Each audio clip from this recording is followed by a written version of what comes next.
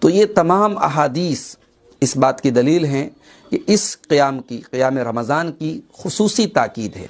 تو اگرچہ یہ ایک نفلی نماز ہے تراویح کی نماز، مگر اس کی خصوصی تاکید ہے، خصوصی فضائل ہیں، اس لیے ہمیں اس کا اہتمام بہرحال کرنا چاہیے اور بنا کسی مجبوری کے ہمیں اس عظیم ثواب سے اور اجر سے اپنے آپ کو محروم نہیں کرنا چاہیے۔ واللہ اعلم بالصواب۔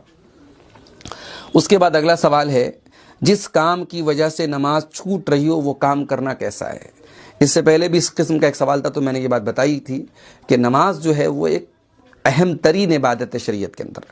کلمہ پڑھنے کے بعد، شہادتین کے بعد، اللہ تعالیٰ کی توحید اور اللہ کے رسول صلی اللہ علیہ وسلم کی رسالت کے اقرار کے بعد اسلام کی اہم ترین عبادت کیا ہے؟ نماز ہے۔ اب اگر آپ کا کام آپ کو نماز سے روک رہا ہے تو یہ کام بہت بڑا فتنہ ہے۔ اس کام کو خیر بات کہیے، اس کام کو ترک کر دیجیے۔ کہ دعا کے بعد چہرے پر ہاتھ پھیر سکتے ہیں یا نہیں؟ دیکھیے، عام جو احادیث ہیں دعا کی، جس میں نبی صلی اللہ علیہ وسلم کے دعا کا ذکر ہے، آپ کے ہاتھ اٹھانے کا ذکر ہے، عام احادیث میں ہاتھ پھیرنے کا ذکر نہیں۔ کچھ احادیث میں ہاتھ پھیرنے کا ذکر ہے۔ ان احادیث کے بارے میں اکثر اہل علم کی رائے یہ ہے کہ وہ احادیث ضعیف ہیں، سند کے اعتبار سے صحیح نہیں ہیں۔ کچھ اہل علم کا یہ کہنا ہے کہ مجموعی اعتبار سے وہ احادیث حسن درجے کو پہنچتی ہیں۔ تحقیق کرنے کے بعد جو بات زیادہ مضبوط نظر آتی ہے وہ انہی علماء کی نظر آتی ہے جنہوں نے ان احادیث کو حسن درجے کی قرار دیا ہے۔ تو لہٰذا اگر کوئی ہاتھ پھیرنا چاہے دعا کے بعد ہاتھ پھیر سکتا ہے، اس کو ہم بدعت یا غلط نہیں کہہ سکتے، اور کوئی نہیں پھیرتا ہے تو کوئی حرج کی بات نہیں، کیونکہ عمومی احادیث میں اس کا ذکر نہیں، چند احادیث میں اس کا ذکر ہے۔ رمضان میں ہمیں تراویح کی نماز پڑھنی ہے۔ یہ تراویح کی نماز کیا ہے؟ یہ وہی نماز ہے جسے ہم تہجد کہتے ہیں عام دنوں میں۔ رمضان میں ہماری آسانی کے لیے عشاء کے فوراً بعد پڑھی جاتی ہے، اور یہ نماز وہی نماز ہے جس کے بارے میں اماں عائشہ فرماتی ہیں کہ اللہ کے رسول صلی اللہ علیہ وسلم 11 رکعت سے زیادہ کبھی نہیں پڑھتے تھے۔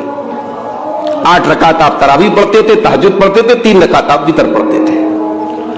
یہ جو نماز ہے، عام دنوں میں آپ یہ نماز گھر پہ پڑھتے ہیں، اکیلے پڑھتے ہیں، مگر رمضان میں آپ کو جماعت کے ساتھ پڑھنا ہے۔ کیا ثواب ہے اس کا؟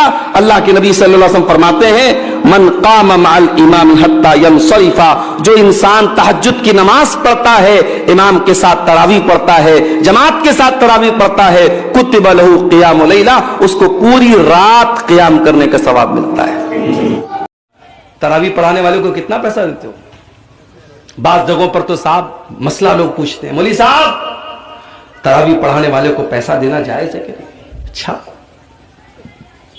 مطلب تم یہ پوچھ رہے ہو کہ تراویح پڑھانے والے کو پیسہ دینا جائز ہے کہ نہیں؟ وہ بیچارہ پورے مہینے کھڑا ہو کر کے تراویح کی نماز میں قرآن پڑھا رہا اور تم اس کو چند پیسے دیتے ہو تو مسئلہ پوچھ رہے ہو کہ پیسہ دینا جائز ہے کہ نہیں؟ شرم آنی چاہیے اور چلو بھر پانی میں ڈوب مرنا چاہیے۔ فری ہے، جھاڑو لگانے والا بھی آپ کے محلے میں آتا ہے تو اس کی تنخواہ لیتا ہے۔ اے مسلمان، تو نے سب سے حقیر سمجھا ہے تو قرآن کو سمجھا ہے۔ قرآن پڑھنے پڑھانے والے کا اس نے پیسہ مانگ لیا تو جان نکلتی ہے تیری۔ پچھلے سال ایک نیوز میں نے پڑھی تھی، گجرات میں احمد آباد میں ایک حافظ صاحب نے تراویح کی نماز پڑھائی تھی، ان کو وہاں کی جو مسجد کے مصلیان تھے کسی نے خوش ہو کر کے 4 ویلر دے دی تھی، 4 ویلر کی چابی کے ساتھ حافظ صاحب کا فوٹو آیا۔